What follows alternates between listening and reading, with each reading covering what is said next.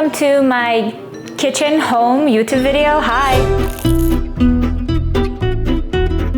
I wanted to do a video about eating habits and nutrition. I feel like it's one that I've started with when I started creating content, but I haven't really talked about anything like it in a while. So wanted to do a little throwback, share with you some of my lifestyle choices that I've been making, and just talking about my approach to eating in general as an ex-holistic nutritionist. If you've been with me for a while, you remember how I started this channel and I was really focusing on nutrition, but my license has expired. So let's take it back to basics. Let's first define mindfulness. Mindfulness is all about being in a state of awareness to make sure that you are connected to everything that is going on inside of you. We talk about mindfulness and consciousness a lot, especially in the past couple of years, which is wonderful, but so many of us just get up in the morning and start with our day without actually being able to connect to that center, to that like awareness.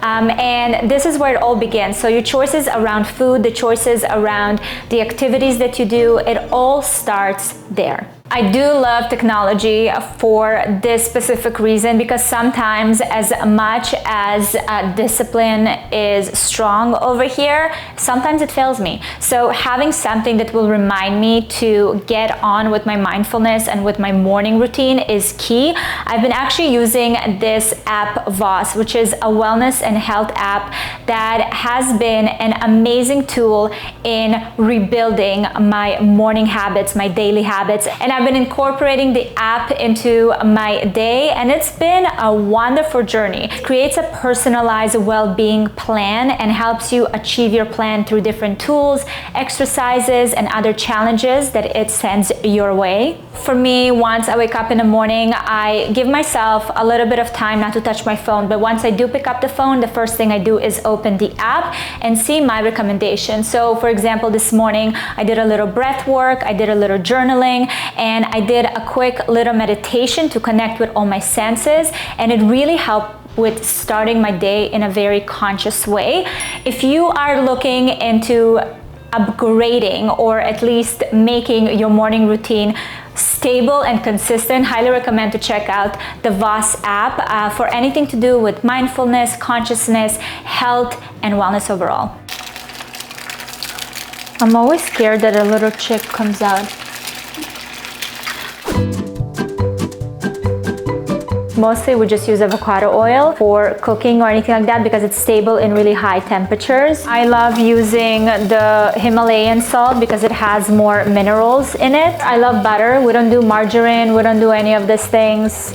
It's good old butter over here. My kids know that this is the most boring house in terms of like snacks or food because there's just nothing exciting. So if they feel like they need to snack, because Ben is a huge snacker, there's like dried apple chips.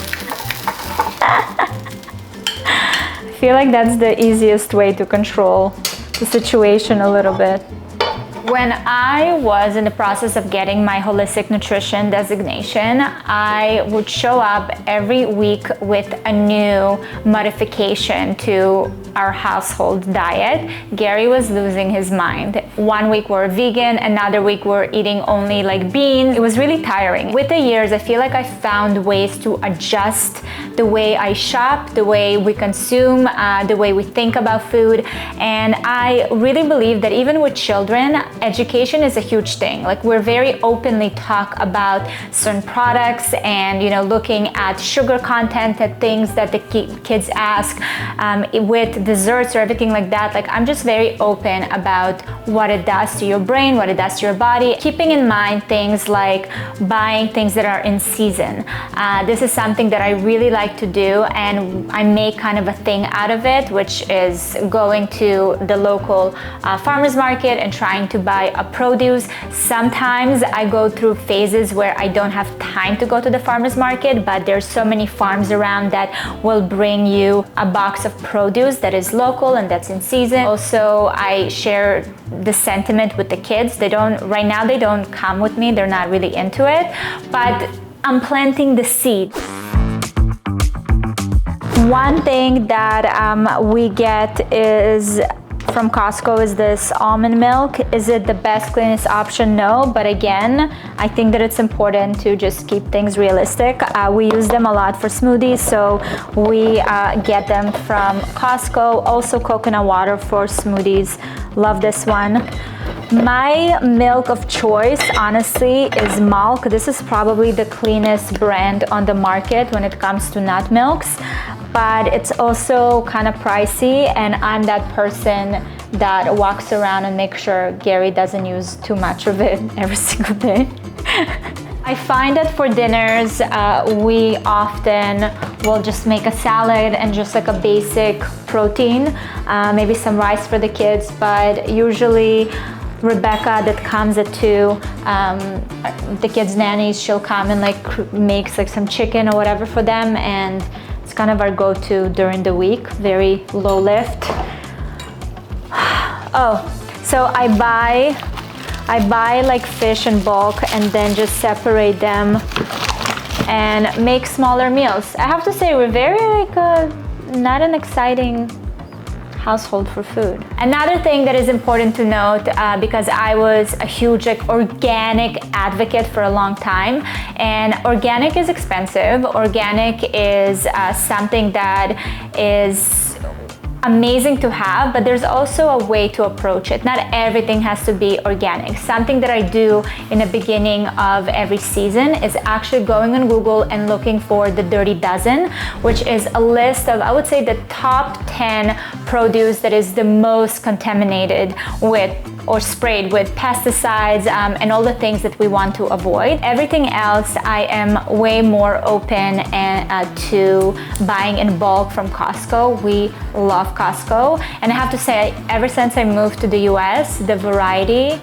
of things is just so much bigger, which is wonderful. Thank you, USA. That was a Russian way to say it. United States of America. In terms of protein, which is something that I've been doing more research on and just keeping in mind, especially as I have growing kids, a lot of the meats that we consume have different hormones, have different stuff that are going into them, and something that I started doing is actually looking for a local farm.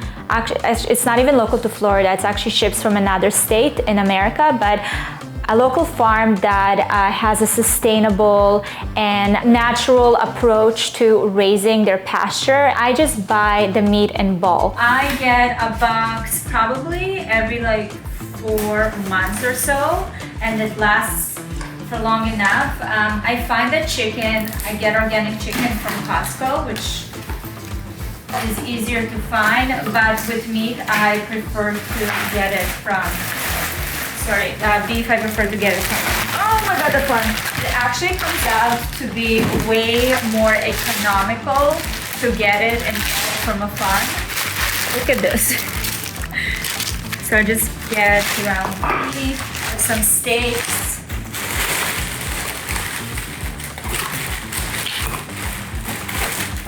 some ribeyes.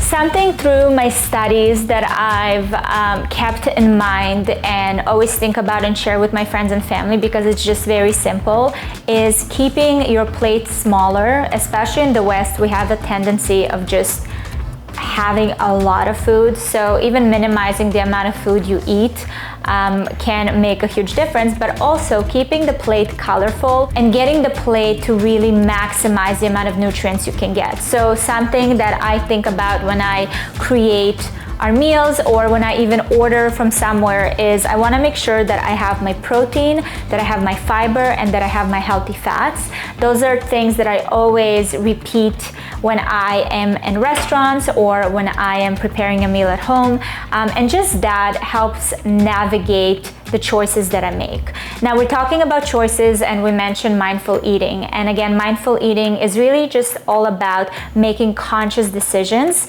and having a certain relationship to food without judgment. Because a lot of us, even when we consume bad things for us, a lot of us kind of sit on it and make ourselves feel bad about it. And we want to avoid that. I think that the more we champion mindfulness when it comes to eating, the better choices we make and the relationship is better. There are certain concepts to mindful eating that I absolutely love and try to incorporate into every meal that I have. Some of those are eating slowly, and that's something I'm working on. When I say incorporating, I'm really working on it. Another thing is just even the consciousness or the state of gratitude when you eat.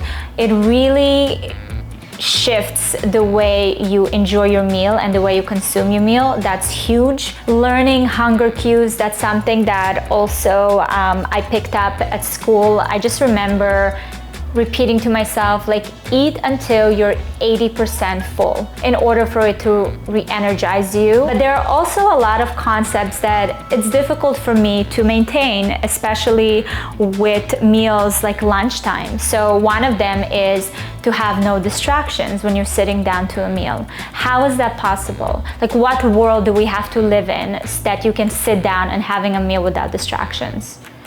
Because I would like to visit that world once in a while. Another thing that I've been playing around with is actually intuitive eating. And I got into intuitive eating because I became so consumed with all the new ways of, dieting and lifestyle and eating, and there's articles every single day of, things you should eat and how you should eat them, and eat 3 meals a day, or eat, 6 times a day. And it started becoming really frustrating for me. So I started looking into intuitive eating. Just from the name of it, intuitive eating, you have to use your intuition in order to know what to eat and how to eat and when to eat. It really all comes back to just being connected to your body and understanding what it needs, and giving yourself the opportunity to change things so it can serve you better. I think that's where the whole intuitive and the whole mindfulness comes into play when it comes to food and lifestyle. So this is really just an opportunity for you to understand how I approach lifestyle. How I approach lifestyle and diet and food. And I am always open to hearing more from you about your whole journey, what you found really helpful. Because I do think it's important to constantly be on the lookout of new research and things that are happening in like the food industry as well. I think it's important. But at the end of the day, I find that health and wellness all goes back to like basic things, focusing on like the classics that always work, and it's really not that complicated. I hope you found this helpful. Let me know if you have any questions in the comments, and I'll see you guys next time. This was a good little adventure. I'm here for it. Also, I sold Coke bags to put my groceries in, but I forgot. What a classic case of Moronism.